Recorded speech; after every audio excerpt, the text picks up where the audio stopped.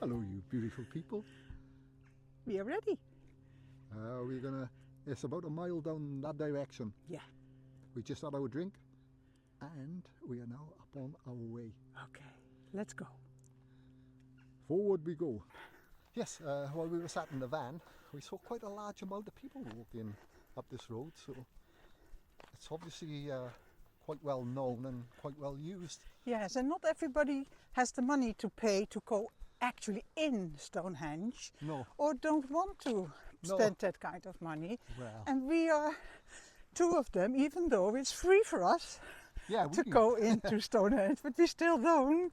Yeah, we got a ticket. We just don't like groups of people. Yeah, we don't like being herded. And I think a lot of people who are involved in like van life or what we like doing are probably like that, because we keep up with a couple of van lifers. Yeah. You know, if you listen to them say things like where they like to park, they like to wild camp. Yeah, not because they trying to avoid paying, although that's part of it, but more for us. It's more to do with we really don't like having, you know, feeling crowded out like we do, you know. We like our own company. Yeah. I can see some vans and vehicles, parked down in front. How did they get there? How did they get there? They're not supposed to be here. We just walked this road. Our van is parked at the end of this road. Up there. And what do we see? They're all parked down here. Oh, vans parked up here.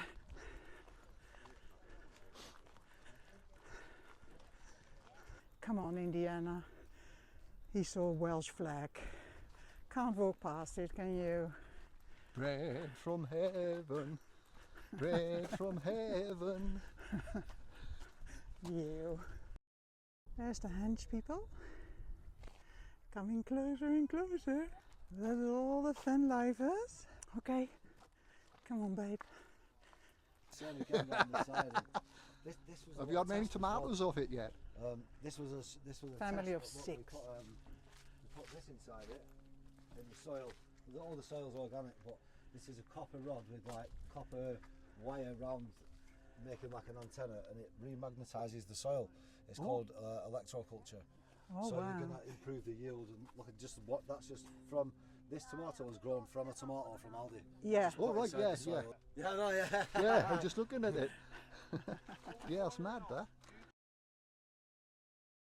And we just spoke to the people who live here for 9 months. Whoa. One stayed in here for 9 months in a teepee because he doesn't drive. Yeah, lovely people. Yeah. And they homeschool the youngsters. Yeah. Yeah, what a freedom that is. Yeah.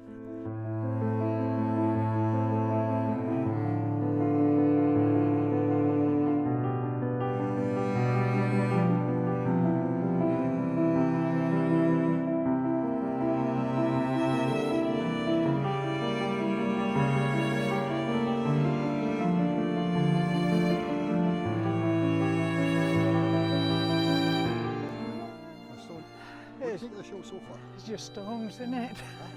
Look, there's another stone by there. Yes. There's a lot of people here, though, isn't there?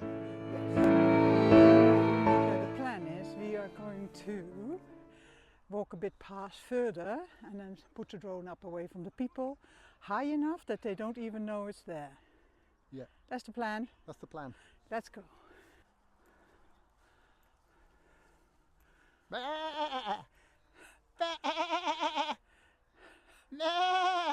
They're not taking any notice of me.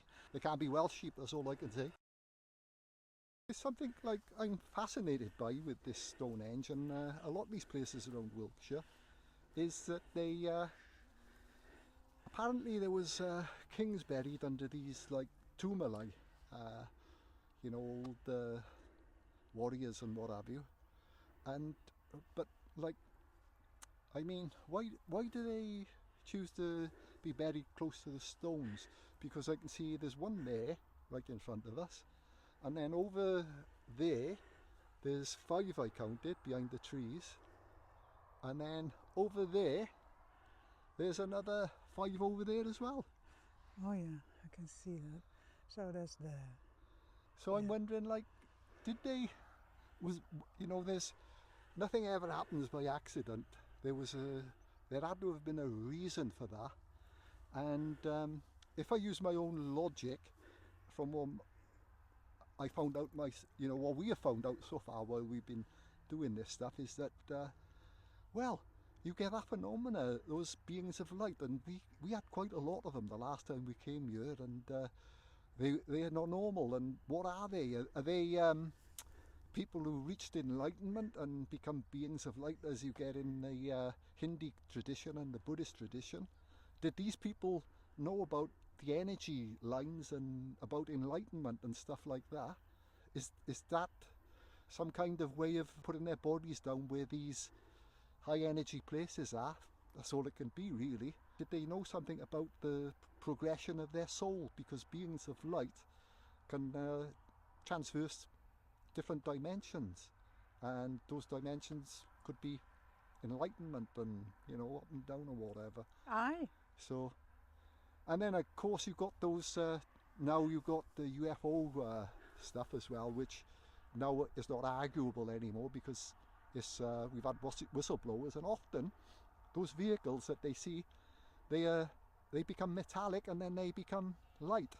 So what's that all about? Anyway, we're going to send a drone up in a bit, and we're going to see if we get any more phenomena here today. Like, we're interested in the stones, so we'll give you a view of the stones, hopefully. My wife will send them close to the Tumalai. We've got to get the trees in as well, because they seem to have some connection with the trees as well. So maybe it's a way the energy of these things use trees in some way to formulate themselves or keep that energy high. Because everything feeds from something, yes, and that's right. There's a Lord in this universe. What is that, reciprocal or something? Sorry? Is that yeah, reciprocal maintenance. That was a Gurdjieff theory. I think it was Gurdjieff theory, where everything feeds from something, even if it's light. Yes. And apparently, like demons and things like that, they feed from people who's in negative, I mean. There's so much for us to find out, we're only hitting on the pinch of it, like the tip of the iceberg. Yeah. We're just discussing where to fly the drone from without irritating people.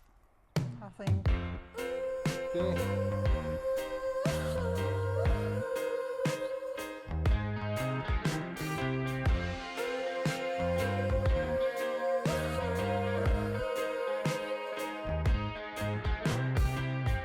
What you do to me is in confliction, a straight contradiction with my mind.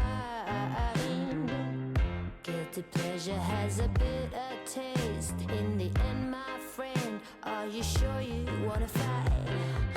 Ooh, has got that time, not me. Ooh, he is interested in patience. Oh, I'm a gazelle, always running. Adrenaline in every blood cell. Some say I'm unwell, but I don't care. Oh, I swear.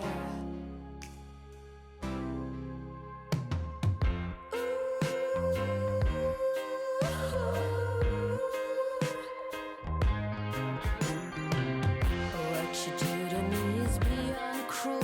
You're not known to be cool, but give me a break.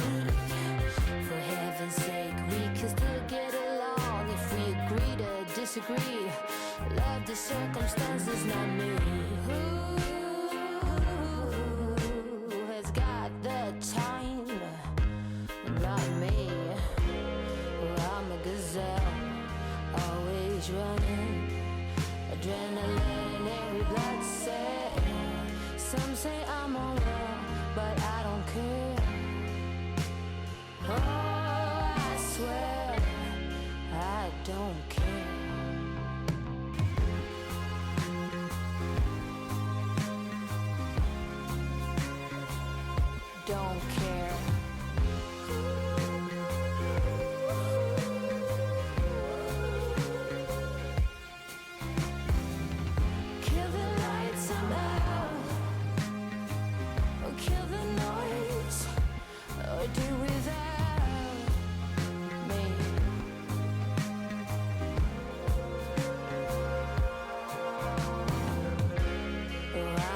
hands up, always running, adrenaline in every blood cell.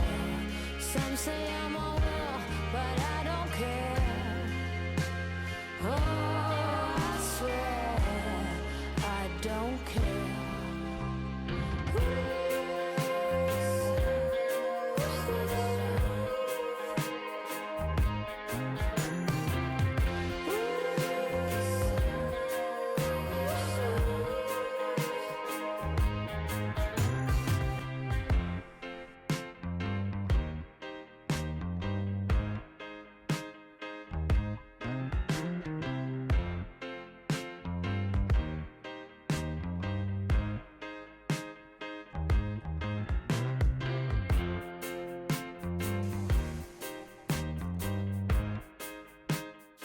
Time to change the battery.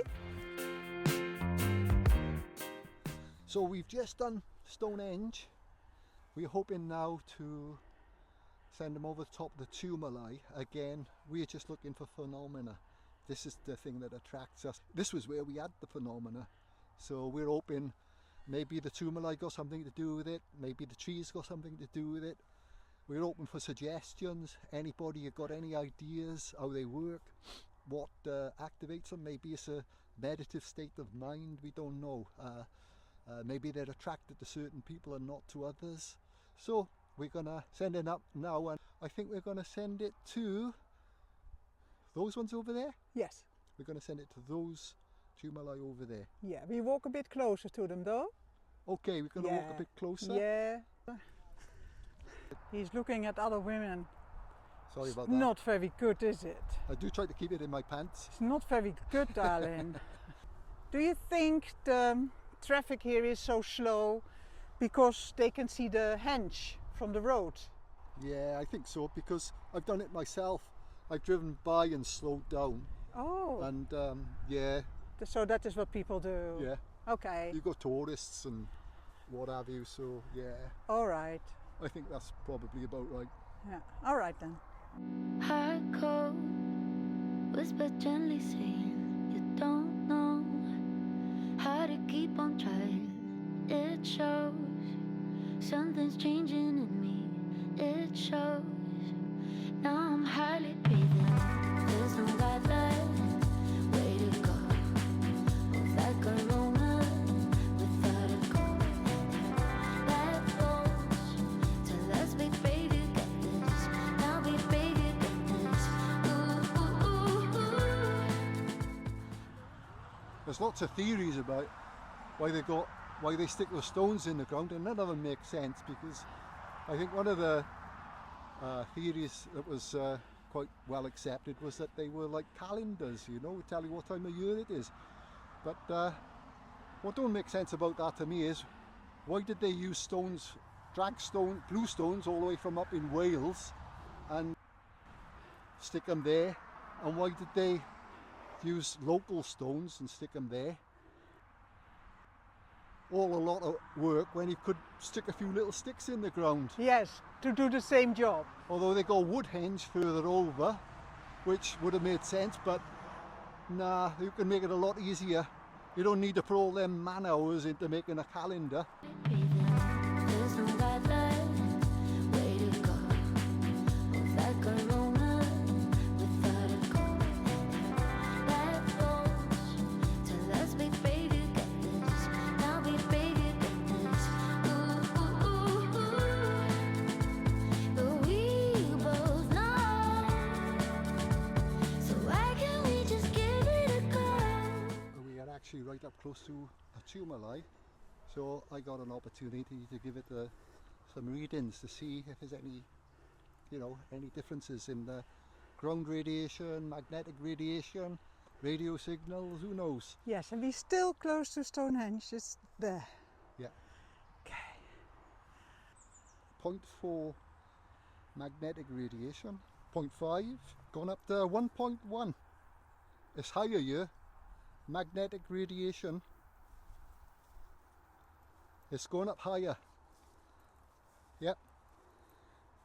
1.1. It's moving between 1.1 and 0.9, and that is unusual because normally you get in a field you normally get 0 basically, but there's a variation in the magnetic radiation here. So there's something different about the landscape here. Where does our magnetic radiation come from? There's no overhead cables. There wouldn't be any lines running through this because they are protected sites. And so I'm gonna look at the next one now. There's one just over by there, and see if that's a different reading, if it's higher, lower, or the same. Now it's going up. I'm coming down the mound now, or the burial mound, and it's gone up to 1.2, 1.1. It's staying 1.4, 1.4, 1.2. So it's getting stronger. 1.4, stabilising on 1.4. I just saw the 1.6 come up on you then. Okay.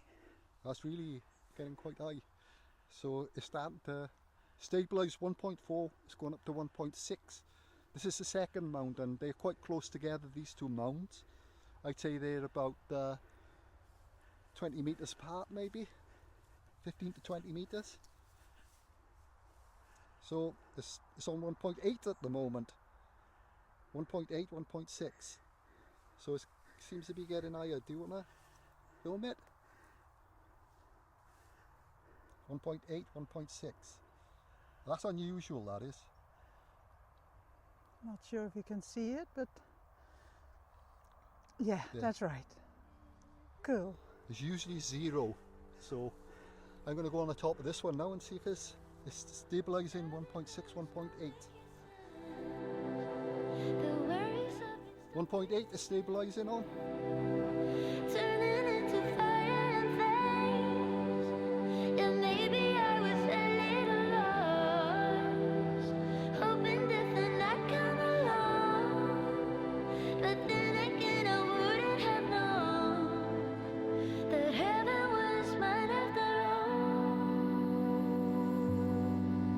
What is it doing? It's stabilised. Absolutely stuck on 1.8.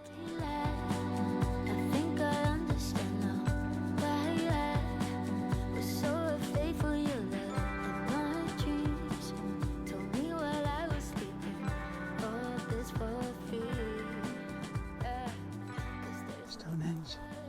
Oh.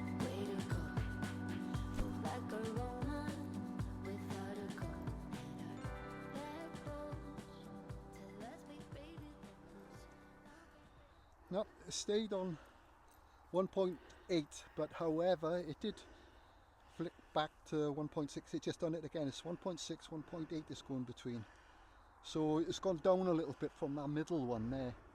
And is that another one over there? I think there's so anyway, looks there's definitely a difference from this to the ordinary field, and the question begs asking now is, did these people know that there's a variation in magnetic radiation here, and did they bury those people here because it's something to do with the radiation, magnetic radiation, or did they put something there like stones, like they did over in Stonehenge, which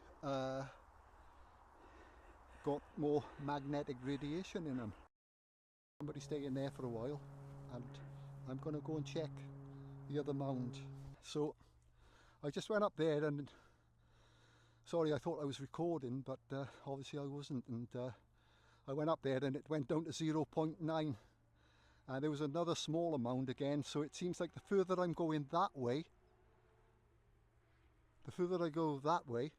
the less the magnetic radiation on these mounds.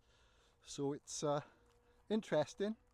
And a bit later on, I think she's sending the drone up. A bit later on, I'm going to take an ordinary measurement. I'm going to take a measurement over there, and just to show you what it should be doing, what it shouldn't be doing. And up here, there's definitely a difference. And Okay. I think the drone is up.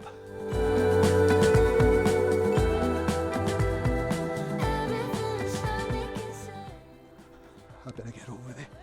Do my job. 1.1 again. I can hear it.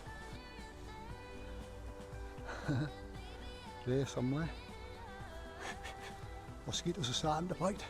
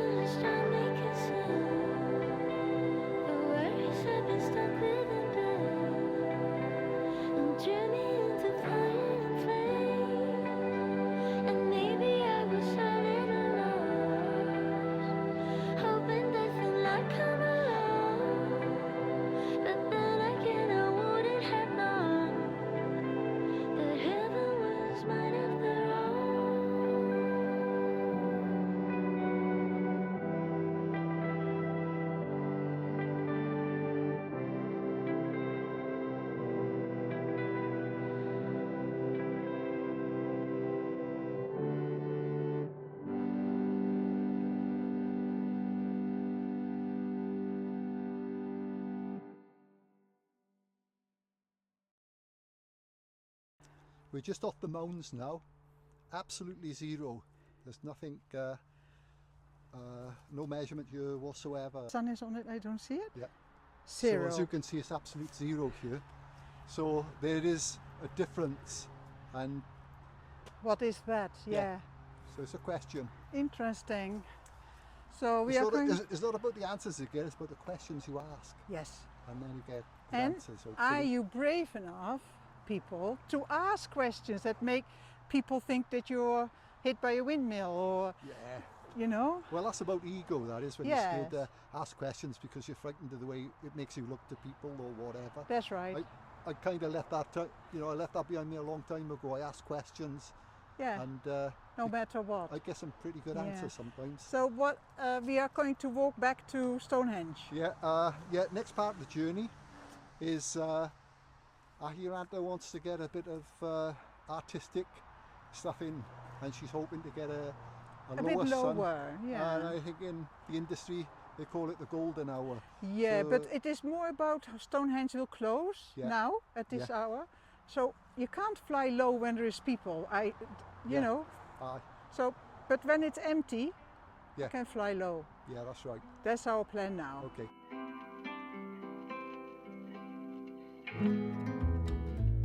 So I've been doing checks along the way, just to double check everything, and we come to this spot here. It's possible it's a mound because it rises up, and we're walking closer to Stonehenge as well. It's actually gone up 1. Oh, this is the highest reading. Up to 2.1, the magnetic radiation. 2.3.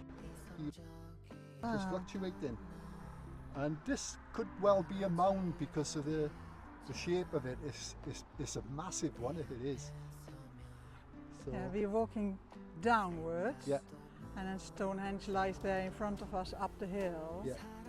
So I'm going to take, when I get away from this area, I'm going to see if up there is flat, because where we live, I've taken these measurements and you don't get none of this. Yeah, we live in Hampshire, and it's gone up to 2.3 for instance, so it's something unusual. This is the highest reading you have had so far since you have it. Yeah, this is, and like I said, when I get out of this area I'm going to double check 2.5. It seems to fluctuate.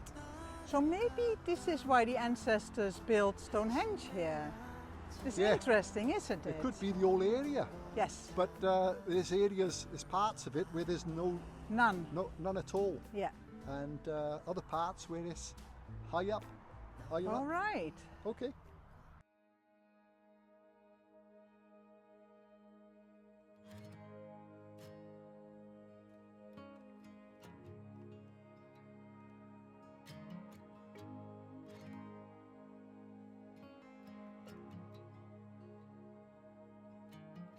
Coffee in a paper cup, the engine starts right up. Clip myself into the middle seat. Daddy like talk radio on gravelly. We are sitting near Stonehenge. Don't know if you can see it. It's behind us. And we are waiting for Stonehenge to be empty. And I think we are getting there. So, yep, it's a lovely landscape. Stonehenge is now behind the camera, but you can see the landscape. I'm still a bit shaky from my coffee. Yeah. I can feel it now as I'm leaning. My Do shoulders you? are shaking, like this. Let me see. There. So we're waiting for the people to leave so we can fly the drone. I'm looking straight at Stonehenge. How far am I from it, do you think? From there? 50 meters? Yeah. 100 meters at the 100 most? meters. 100 meters. Yeah, I'd say 100 meters. One of my many skills, I'm making things up, all in my mind, 'cause I analyze their body language. Okay, we just put up the drone for the second time by the Stonehenge, and it was wonderful. Yeah. The people didn't leave, so I still couldn't fly really low, but It was low enough. lower than the first flight. And you can always zero in anyway when you start editing. Yeah. So I hope you all enjoyed this with Stonehenge. We are now making our way back to our van, find some food somewhere, and then find a park up. Okay. All right, see you. I'm hungry. Bye. Let's go. Bye. Bye.